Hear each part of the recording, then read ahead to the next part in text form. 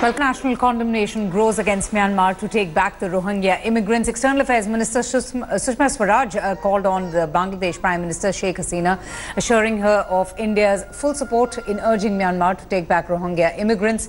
This after thousands of Rohingya Muslims reached Bangladesh in an attempt to flee the ethnic violence in Myanmar. Meanwhile, the Bangladesh government sources have told India today that the government fears that Pakistan's ISI could also be using this present crisis to foment trouble ahead of the elections. Accordingly, the Prime Minister of Bangladesh has said that the government has designated land to act as a makeshift shelter for Rohingyas in an attempt to isolate them from mainstream Bangladesh.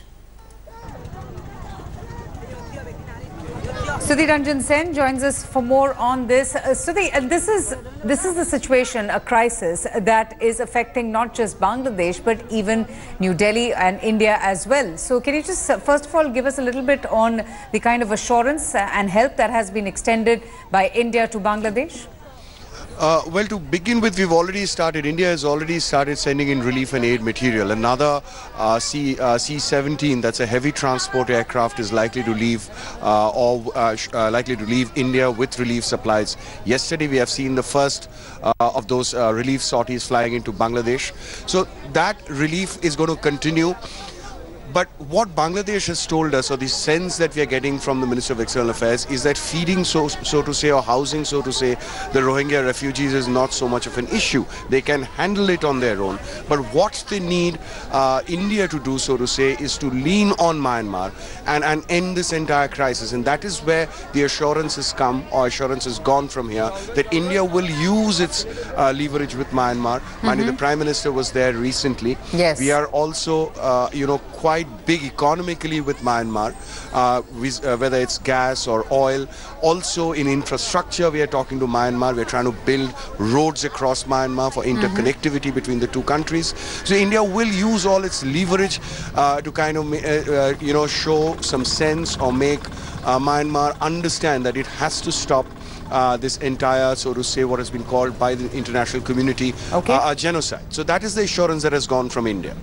Just stay on with me, Sudhi. We'll just come to you. Following the centre's directive to the state government, the Jammu and Kashmir government has also started with a crackdown on illegal Rohingya immigrants. Orders have been issued that all the immigrants should first be identified along with the places where they are currently staying in. This after the Home Minister Rajnath Singh made it clear that Rohingyas have no place in the country. Rajnath Singh also reiterating that the centre will be filing an affidavit against the immigrants in the Supreme Court on the 18th of September. और mister Modi, जब तस्लीमा नसरीन रह सकती है तो क्या Rohingya नहीं रह सकता यहाँ पर?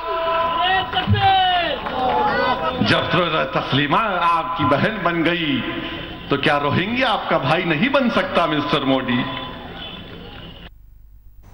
Sudhi Ranjan Sen continues to remain with us. And Sudhi, this is also becoming a big political issue as well. But there are also fears and talk of just how Islamist terrorists could perhaps exploit the situation and, make full use of the hardline Rohingyas and probably use the situation to cause mayhem in all of the nations, whether it's India, Bangladesh or even otherwise.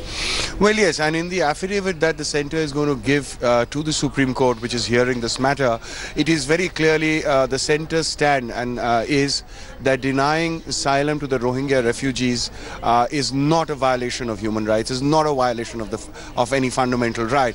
That said, what the government is going to tell the court is that there are very clear indications that this, allowing the Rohingya refugees to come into India in the numbers that they are, or allowing them to stay back is a security hazard. As clearly as that, the government, government stand is that they are or will be a security hazard, and they need to be sent back to their country.